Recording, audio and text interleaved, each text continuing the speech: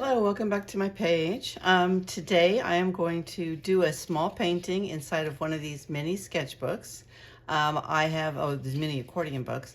I have a number of these. Let me show you a couple more that I have completed. In this one, I did a little collage on the front, and I did a small series of a poem by Emily Dickinson. You can take a look at this one. I have a link below for that. And then I did a complete tutorial on this version. This one is a collage book with all kinds of vintage papers, a little charm in there, and another poem by Emily Dickinson. These are both, I have both of these that you can take a look at along with a tutorial on how to make this book. But today what I want to do is create a book of cats. I love cats, and I have so many of my own memories of my cats. And so what I want to do is a book inside here.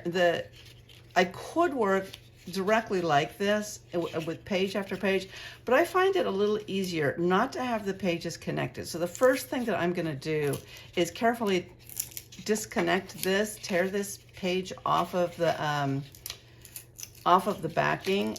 So if you've already made a book, I mean, don't hesitate to tear that page out. It looks terrible right there, but I think I'll leave the back page in because that will be fine. But this way I can work a little flatter, and then I will glue this back in. And what I want to do is each of these, I would like to have a cat, one of the cats that I have memories of, and then I will write about my cat on one page. And then I cut this tiny stencil to give me some continuity. So all of my cats will be the same outward shape. I've included the stencil down in the description. So you can just download that and print out that and cut it out. I cut it out of rather heavy chipboard, which is, I don't know if that's gonna be great, but the way that this is gonna work is I'm gonna set this cat on here, just trace the outline of it, like that, and I've got a cat. Then this next pair, I might put the cat on this side. I can move the cat around, but by having the same exact shape, I'll have some continuity because I want to use a lot of colors on this this book. Okay, so this is the next one. I'll do two of those in a row. I want to use a lot of bright colors.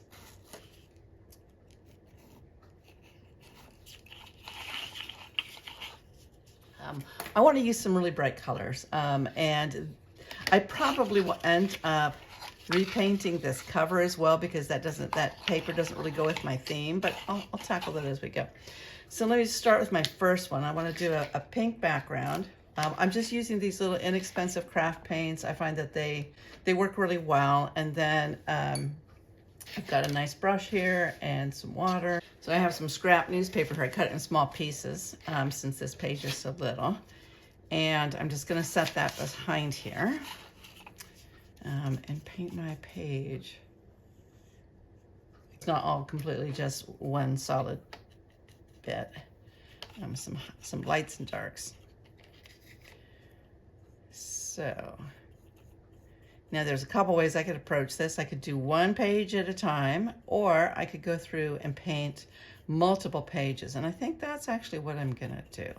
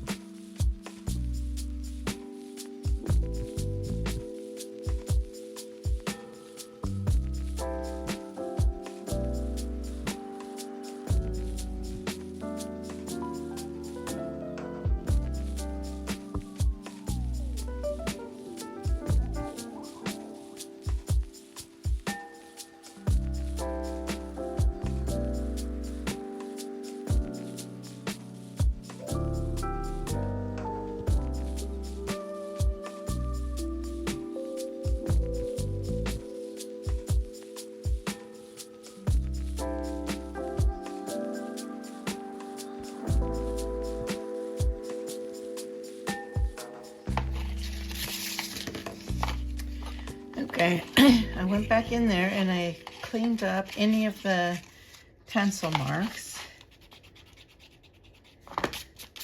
that were showing.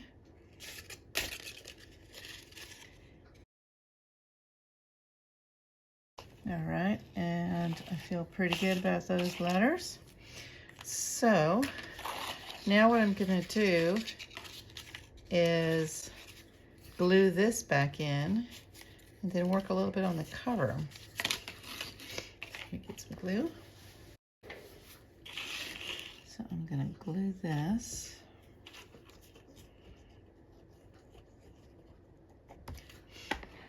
And I'm gonna use a brush to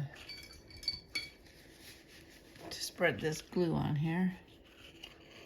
Get on the corners.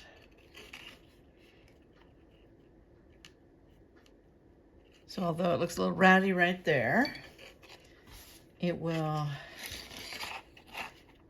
cover up all of that. Let me push this down. I like to use a roller, kind of be able to get it on there. All right, that's good as new. Now here is my tiny book with Zeus, Persephone, Mercury, Picasso, Lucy, Simon, Mariska, and Mikey. Now I'm going to do something with the cover. So I printed a title here, but I want to paint these, and so I'm going to use some of the colors that I used in my book, and I think I'll give this a little bit more. This just doesn't seem to go with it, so.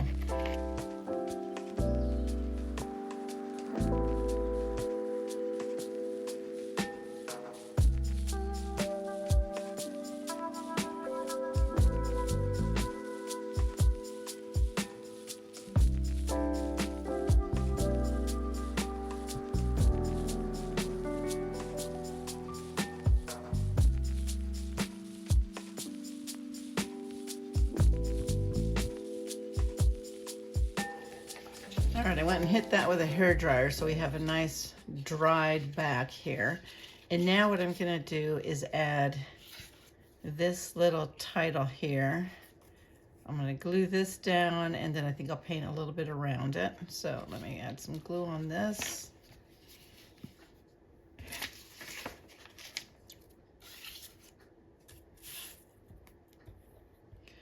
And again, I always like to use a brush with this so that it's nice and smooth on the back and I hit every little corner. That way I feel I can really get it adhered on there well. So let me put this on the front like that. And then I'm going to use my roller to make sure I really get it on there good. All right, and now I think I'll paint a tiny border around that.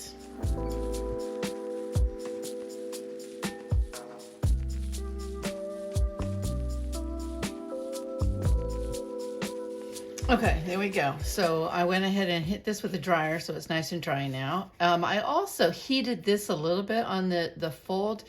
This book will probably be likely to pop open. All that additional paint sort of made the papers relax. So I might have to like put a rubber band around it for overnight or put something on top of it to hold it dry. But let's take a look at the finished book here. We've got cats, and each of these pages has one cat with a little comment. Persephone, noisiest cat ever. Mercury, handsome kitty. My vet told me that's the handsomest cat he'd ever seen. Picasso, who was such a naughty boy. This is Lucy, my grandson's cuddle bug. This is Simon, who has a very nosy kitty, always into everything. Mariska, who is a big derp and a goofball. And Mike, who is a one-eyed kitty, but he's he's got a little smirk because when they had to do the surgery on his eye, it kind of lifted his cheek a little too. But this is Mike. He's very happy and healthy now, but these are some of the cats of my world, and I think it's kind of a fun way to finish off this little tiny book. So I have other solutions too. Like I said, I had shown you this is more of a collage kind of approach. Here's another one. I'd like to do a few more of these books. They're kind of fun, and you can check out the tutorial on how to create the book with all the measurements. So I hope you enjoyed this video, and I hope you're inspired to make your own little masterpiece.